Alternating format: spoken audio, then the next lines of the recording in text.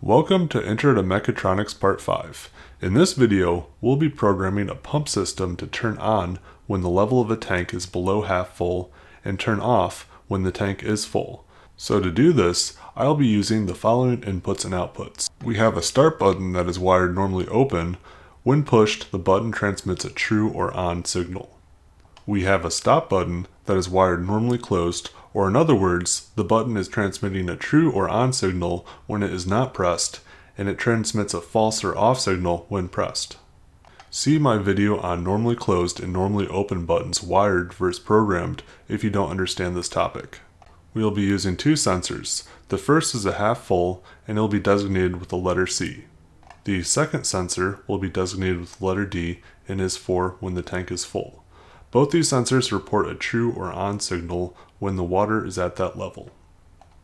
For outputs, I'll be using a remember start button pushed, which will be designated as X1 as an output. A remember water level is low, X2 output, and finally a run pump X3 output. Now, how do we go about programming this? For your learning purposes, you may want to pause here and try it out. Also, here's a slide that summarizes the basics of ladder logic. So the way I program this is with a seal circuit that remembers the start button was pushed and turns off once the stop button is pressed. A seal circuit that remembers that the water level is low, and finally one rung that when the remember water level low is engaged, it will start the pump. To explain it, we'll be going through the full pump fill process. First we press the start button, which turns on the remember start button press circuit. Recall that the stop button is wired normally closed, so it is sending a true or on signal until it is pressed. The circuit therefore is connected until the stop button is pressed. Next, the sensor half full is not on because the water level is below the sensor, so the energy flows through this normally closed contact. Then it goes through the full sensor normally closed contact, which is not on, so it is connected. And finally, the remember start button pushed is on, which is a normally open contact, so it energizes the remember water level is low coil on the second rung. On the third rung, the remember water level low contact turns on, which turns on the run pump coil.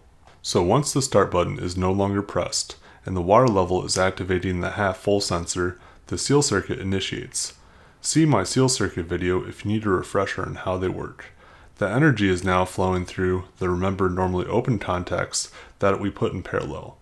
Notice on the second rung that the normally closed sensor half full contact is powered on, which means that this branch is now open or not connected. So now the water level keeps filling until the water level reaches the full sensor, then the D contact, which is wired normally closed, is turned on, which opens and breaks the circuit for rung 2 and rung 3. Now the water level lowers and the full sensor switches off. Once the water level reaches the half full sensor, this sensor reports an off signal which goes to the normally closed program contact and connects the second rung, which energizes the pump and the pump starts running again. Now at any given point in the process, we can press the stop button, which was wired normally closed but programmed with a normally open contact, so that it breaks when pressed. The circuit and the pump stops running. Under the Community tab on my channel, I've listed a poll, and for each vote I will do a video on that topic. That concludes this video. Hope you'll have earned a like, share, or subscription.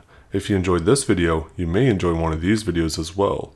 Let me know how I'm doing in the comments down below. Thank you for watching.